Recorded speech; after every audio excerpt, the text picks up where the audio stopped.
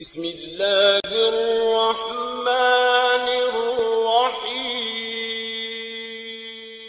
السلام علیکم خواتین و حضرات، مصطفی لشکر چینل پر ایک بار پھر سے ہم آپ کا خیر مقدم کرتے ہیں، اور آج کی ویڈیو میں آپ کو جو واقعہ سنانے والا ہوں یہ بہت ہی دلچسپ ہے اور کافی ایمان افروز ہے۔ تو چلیے واقعہ سنتے ہیں۔ خواتین و حضرات، انسان دولت کے نشے میں کبھی نہ کبھی اتنا حد سے بڑھ جاتا ہے کہ وہ اللہ اور نبی کریم صلی اللہ تعالی علیہ وسلم کی شریعت کو فراموش کرا بیٹھتا ہے، حتیٰ کہ اس کو موت آ جاتی ہے اور پھر وہ جہنم کا ایندھن بنا دیا جاتا ہے۔ لیکن خواتین و حضرات، جب اللہ کی رحمت اپنے جوش میں آتی ہے تو بڑے سے بڑے بدکار اور پاپیوں کو بھی دولت کے نشے سے ایسے باہر کرتی ہے کہ وہ بادشاہی سے فقیری اختیار کر لیتے ہیں۔ لہٰذا یہ واقعہ بھی کچھ اس طریقے سے ہے۔ ایک اللہ کے ولی جن کا نام حضرت مالک بن دینار تھا، وہ بصرہ کی گلیوں میں گزر رہے تھے، اور گزرتے وقت آپ نے دیکھا کہ ایک مالدار شخص کی باندی ایسے جہ و جلال حسم و خدم کے ساتھ میں جا رہی تھی جیسے کہ بادشاہ کی باندی ہو۔ لہٰذا حضرت نے اس کو آواز دے کر فرمایا کہ اے باندی، تجھے تیرا مالک بیچے گا یا نہیں؟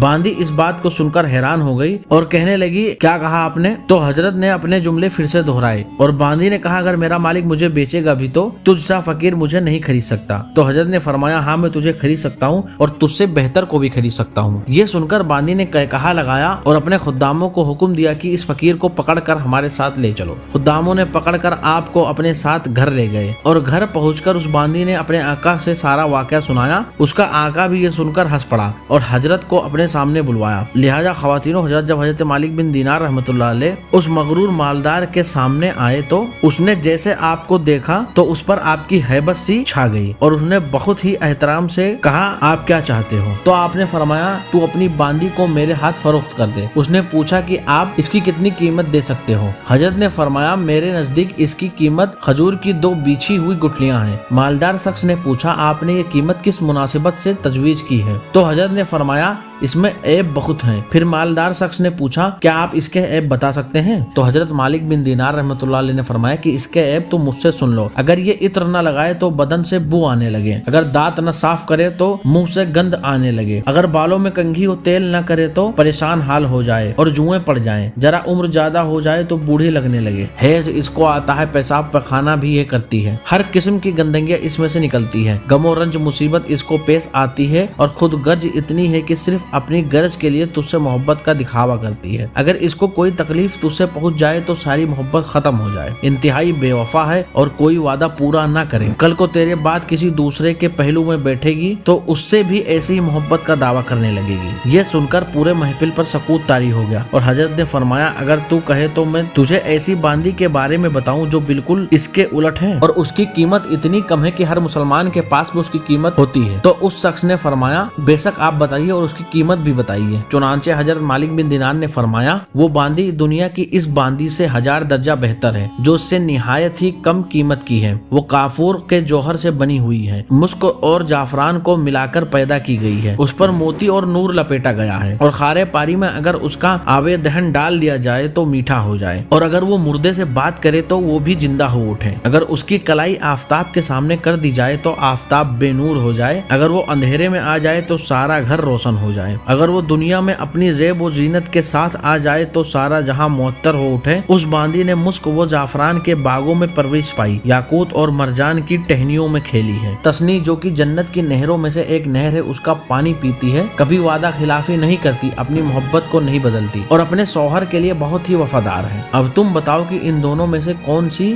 باندی تم کو پسند ہے؟ سب نے کہا کہ وہی باندی جس کی آپ نے خبر دی ہے، اور پھر سب نے کہا کہ اب آپ اس کی قیمت بھی بتائیے۔ چنانچہ حضرت نے فرمایا، اتنی اہم اور عالیشان چیز کو خریدنے کے لیے بہت ہی معمولی قیمت ادا کرنی پڑتی ہے، اور یہ ہے کہ رات کا تھوڑا سا وقت فارغ کر کے صرف اللہ جل جلالہ کے لیے کم از کم 2 رکعت تہجد کی پڑھ لی جائے، اور جب تم کھانا کھانے بیٹھو تو کسی غریب محتاج کو بھی یاد کر لو، اور اللہ عز و جل کی رضا کو اپنی خواہشات پر غالب کر دو۔ راستے میں کوئی تکلیف دینے والی چیز جیسے کانٹا، پتھر وغیرہ پڑا دیکھو تو اس کو ہٹا دو۔ دنیا کی زندگی کو معمولی اخراجات کے ساتھ گزار دو، اور اپنا फिक्र व गुम इस धोखे के घर से हटाकर हमेशा रहने वाले घर की तरफ लगा दो। मेरी कही इन बातों पर एहतिमाम करने से तुम दुनिया में इज्जत की जिंदगी गुजारोगे और आखिरत में बेफिक्र और एजाज व इकबाल के साथ पहुँचोगे और जन्नत जो नेमतों का घर है। लिहाजा ये सब सुनने के बाद में उस मालदार शख्स ने अपनी बांदी से पूछा कि तूने हजरत की बातें सुन ली, बता ये सच है या नहीं। बांदी ने कहा हजरत बिल्कुल सच बोल रहे हैं। तो मालदार शख्स ने कहा कि तू आज से आजाद है और मेरे माल का इतना हिस्सा तेरी नजर है, और अपने सब गुलामों को कहा कि तुम सब भी आजाद हो और मेरे माल में से इतना इतना माल तुम्हारी नजर है, और मेरा ये घर और जो कुछ माल इसमें है सब अल्लाह की राह में सदका करता हूँ। लिहाजा ख्वातीनो हजरात, उस मालदार शख्स ने दरवाजे पर एक मोटे से कपड़े का पर्दा उतार कर उसको अपने बदन पर लपेट लिया और अपना सारा लिबास उतार कर सदका कर दिया और फकीरी इख्तियार कर ली। लिहाजा ये देखकर उस बांदी ने भी एक मोटा सा कपड़ा अपने जिस्म पर लपेट लिया और अपना सारा जेब व जीनत का लिबास उतार कर और अपना सारा माल व मता सदका कर दिया और अपने आका के साथ हो चली। हज़रत मालिक बिन दीनार रहमतुल्लाह अलैह उनको दुआएं देते हुए उनसे रुखसत हो गए और वो दोनों सारे